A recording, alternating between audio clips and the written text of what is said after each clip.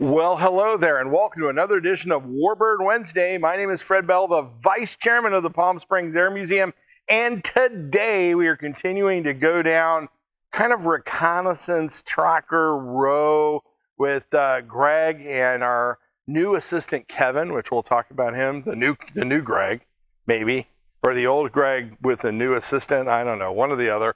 But today we're going to be talking about the E-2, the Hawkeye. This is probably, I think, other than the fighters, this is probably the most interesting Navy airplane out there. Now, all the E-2 guys are going to be out there going, yay, yay! But the reality is, this is the longest serving Navy aircraft that is operated off an aircraft carrier in production. Say that with a mouthful. Now, before I take that off its spindle, Greg has outdone himself. One of the things that's throwing me off is his bloody hat. He has outdone himself with this hat. I am, I guess, Captain Nemo.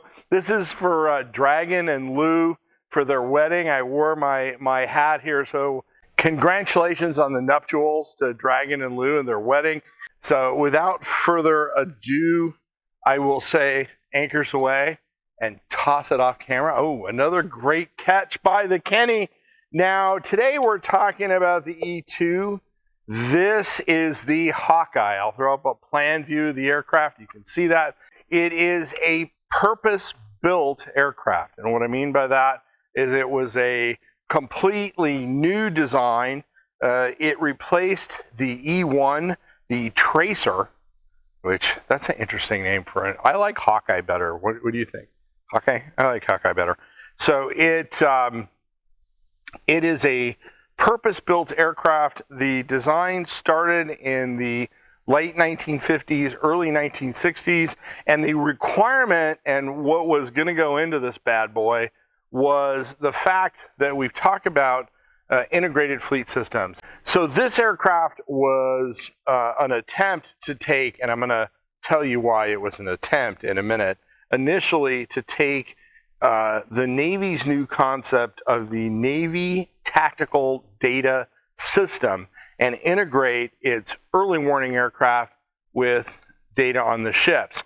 Now, conceptually, that sounds like a great idea, doesn't it, Greg? I mean, it's a great idea.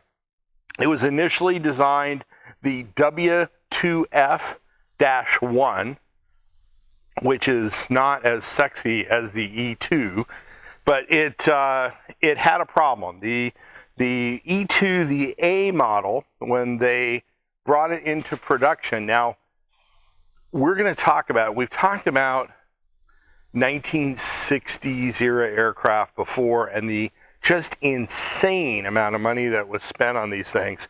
But think about this. This aircraft at the time was put into service and it was not tested. So the E-2A, they built 59 of them. When they built 59 of them, they realized that all the computer stuff that they put in there was so hot, it couldn't ventilate, that nothing worked. So the program was in such bad shape that the Navy admirals, and we leave names out of this, had to go back, stand tall before the man, so to speak, which was Congress, and explain why they had built 59 aircraft, and the program situation was so bad that they actually grounded all 59 aircraft. Fortunately, they did not get torpedoed at Congress. Sorry, I couldn't help myself. And they allowed them to go back in and solve all the problems. And I'm jumping over a whole bunch of stuff here, but simplifying it. And basically came up with the E-2B. Now, the E-2B solved the cooling problems, but it was still at stopgap measure. Now, you're saying, but Fred, what happened to those other airplanes that they'd already built? Well, 49 of the A's were reconfigured to B's. So we've already started going through generational issues. Now, there were 313 of these bad boys built. And so they started acceptance in 1964. So now we've got a real problem. We've grounded the fleet. It wasn't until the Bs were simply a stopgap measure because they needed eyes in the sky. They did not get it right until 1971, which was the C variant of the airplane, which finally solved the big challenges.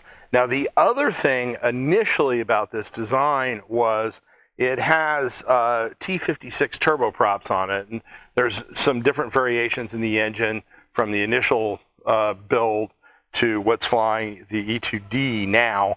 But the big thing was this initially was designed to fly off Essex-class carriers, which the Essex-class carriers had essentially, remember this is after World War II, airplanes are getting bigger and bigger and bigger, and what they ended up doing is Navy had come up with bigger flight decks, angled flight decks, but there were still space requirements. And what ended up happening was the aircraft in its design never flew off any of those upgun carriers because the handling characteristics were so bad with this airplane that it was a death trap. Now, let us talk about the crews. Now, the crews in this aircraft are the ones to be saluted. It could be 5, could be a little more, could be a little less, depending on the package. Remember, this is an eye in the sky, and although we have integrated data systems with the ships that we have in the fleet now, this is where it all started. Now, you can be critical with the A model that they fielded a system that didn't really work, but the reality was they still took the risk, pushed the ball forward, and eventually got it sorted out. And this is one of those long line of systems that we've talked about that eventually they got it right. They just had to figure out how to make it work.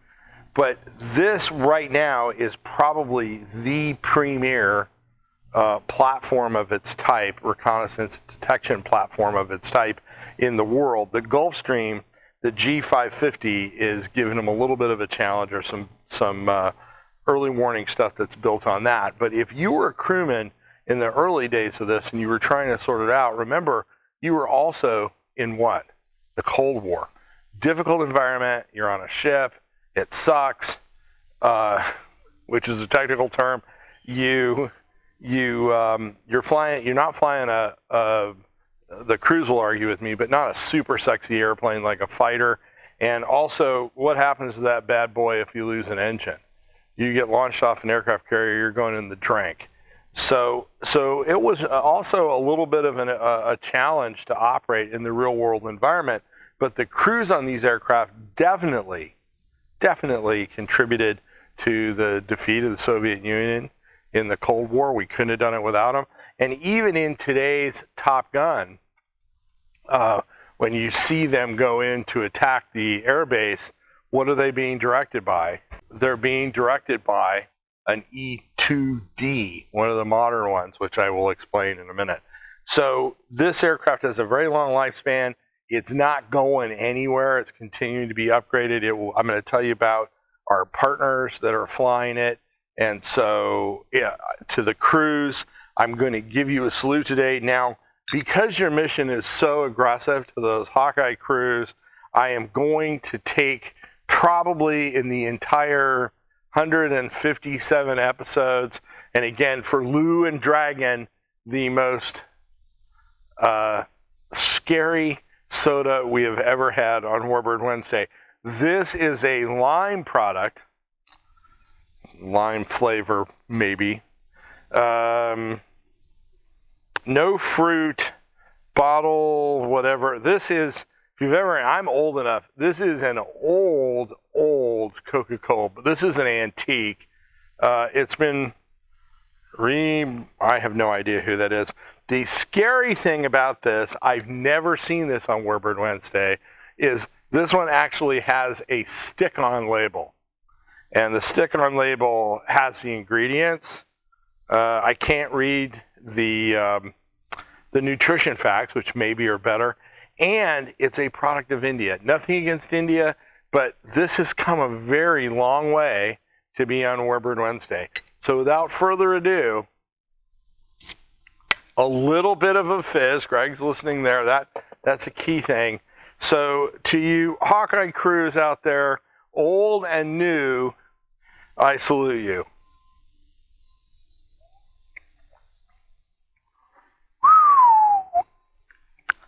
That has seen better days. It is flat, and it is, I don't know. I don't know if you can get a shot of this. I'm going to leave this bottle for you, but there's actually schmutz on the top of the, all right, I'm going to do it one more time. One more time. You see the schmutz? There's actually like petroleum schmutz on my hand. Oh boy. Oh, man, that may be a hospital visit.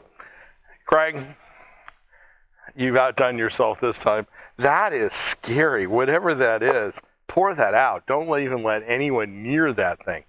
So they sorted out the aircraft.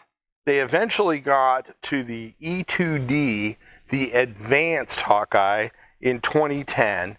And that has really brought everything together, because what has happened is with this airframe now, they've been able to, they've miniaturized all the components. We don't have the heating problems that we had. Back in the day, remember when this started flying, originally you still had vacuum tubes. A lot of things now, they're, it's all solid state and blocks of, computers. So they've really solved everything. It is a critical component of the United States Navy to coordinate their aircraft, early warning, coordinate strike packages. And so, as I said, I don't see this bad boy going anywhere. It is still flown by Egypt, France, Japan, Mexico, and Taiwan. So it is still in operation. The Israelis are fielding that Gulfstream that I was talking about, and that seems to be making some headway, but you see a lot of these aircraft being remanufactured, and probably will go into other services. So don't take your eye off this one. I think it's going to be in service for quite some time. Now, if you want to show your support for the United States Navy, which I know you do, you want to get out and get this bad boy, which actually has the Fighters of the Fleet from Grumman, from the Ironworks.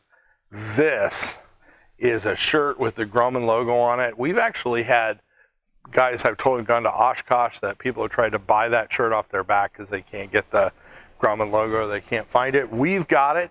If you want one of those, go down to the link in the video and click on the description, and Jason will track on down to the store close and get you one of these, and we'll get one of these out for you. Now, we cannot do all of this fun and wonderful video for you without your donations. Keep the museum going. So if you want to click on the link and send us a few shekels, we can appreciate it. If you are homeschooling, our links for our education videos are included in this as well. Now, if you came across us on YouTube, we love you dearly, and we would love a subscription. And if you know somebody that is interested in military aviation and wants to learn more about it and doesn't want all that frilly stuff, we are your choice. Go ahead and forward that off to your friends. Give us a subscription. Give us a comment. Same thing on Facebook. We love comments. We always like responding to your comments. Greg loves those. My name is Fred Bell. I am the Vice Chairman of the Palm Springs Air Museum. Thanks so much for joining us. Have a great day.